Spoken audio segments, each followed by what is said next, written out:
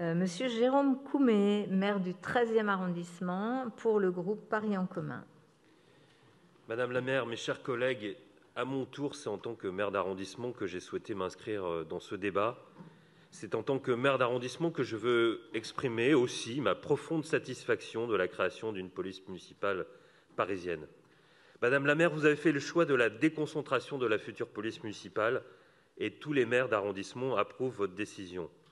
Comme tous les maires présents, ceux qui se sont exprimés, et les autres aussi, je suis en effet au quotidien l'un des premiers, sinon le premier interlocuteur vers qui les habitants de l'arrondissement se tournent quand ils sont confrontés à des nuisances, des incivilités, des conflits de voisinage, des troubles de la tranquillité, des trottoirs non respectés ou des dépôts sauvages. Les habitants ne confondent pas les emplois et les missions.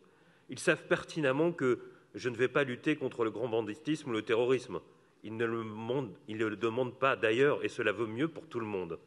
Mais ils ne comprennent pas, en revanche, que la mairie ne puisse pas intervenir s'agissant de ces dérives qui sont trop souvent leur lot quotidien. Disons-le, il est assez normal qu'ils ne le comprennent pas, puisque partout ailleurs, le maire a en ce domaine des pouvoirs que la maire de Paris n'a pas encore totalement retrouvés d'ailleurs. Et ce malgré le changement récent du statut de la capitale, et que partout ailleurs également, du moins dans les plus grandes villes, il existe déjà des polices municipales.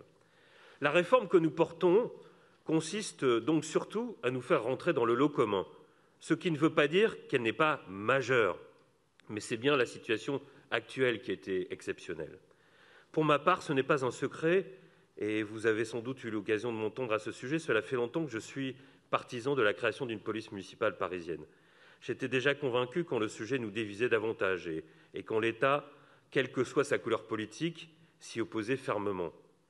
C'était, je dois l'avouer, un des rares sujets avec lesquels je n'étais pas d'accord avec Bertrand Delanoë, et il faut saluer Anne Hidalgo pour avoir résolument engagé la ville sur cette voie, avec la réforme de la DPSP, avec la montée en puissance des effectifs, la création de la brigade des incivilités et la modification du statut de Paris qui nous amène à ce jour.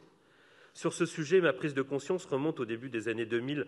Les plus anciens se souviennent certainement des mots très durs qu'avait eu le ministre de l'Intérieur de l'époque, en 2003, contre la police de proximité initiée par le gouvernement de Lionel Jospin et le quasi-démantèlement qui suivit. Le jeune élu que j'étais ne pouvait manquer de noter que cette évolution ne correspondait pas aux attentes des habitants. Inutile de préciser que ce sentiment n'a été qu'en se renforçant quand je suis devenu maire. J'ai toujours travaillé en bonne intelligence avec les commissaires qui se sont succédés en 13e.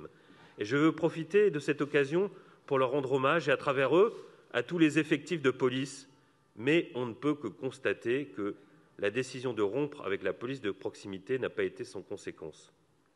En recentrant son action sur de grandes thématiques comme la lutte contre le terrorisme ou le maintien de l'ordre public, dont on comprend les impératifs évidemment, la police a été moins présente dans les quartiers, ou du moins a-t-elle donné cette impression pour endiguer certaines dérives du quotidien que j'évoquais dans mes propos liminaires. De fait, la lutte contre les nuisances et les incivilités sont évidemment des enjeux moindres en termes de sécurité, mais ils constituent néanmoins de vrais tracas pour les habitants. Dès lors, la solution de créer une police municipale s'est imposée, non pas qu'elle allait régler tous les problèmes, mais parce que certains problèmes ne pouvaient être réglés sans elle. Bien évidemment, de nombreuses questions restent posées. Dans le temps qui m'est imparti, je me permettrai d'en évoquer une. La sécurité des Parisiens va donc résulter désormais, demain plus encore qu'aujourd'hui, de l'action d'acteurs divers. Elle en sera en quelque sorte le fruit d'une coproduction, plus que jamais. Rien ne serait pire que des administrations ou services intervenant sur un même territoire en s'ignorant mutuellement.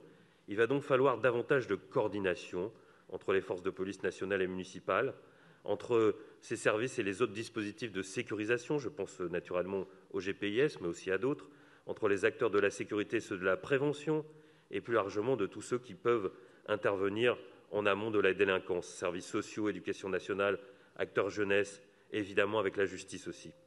On l'aura compris, la tâche n'est pas mince et les défis sont importants, mais Madame la maire, comme le préfet de police, vous avez cité cet enjeu-là, je pense qu'il est essentiel. Et bien évidemment, le territoire, et donc chaque arrondissement, doit être l'échelon où cette coordination devra se réaliser prioritairement. C'est le choix qui a été fait. N'en déplaise aux défenseurs des pouvoirs régaliens de l'État, la décision que nous prenons aujourd'hui n'est pas le commencement de la fin, mais bien la fin du commencement.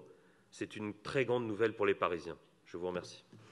Merci beaucoup, monsieur le maire, cher Jérôme Coumé.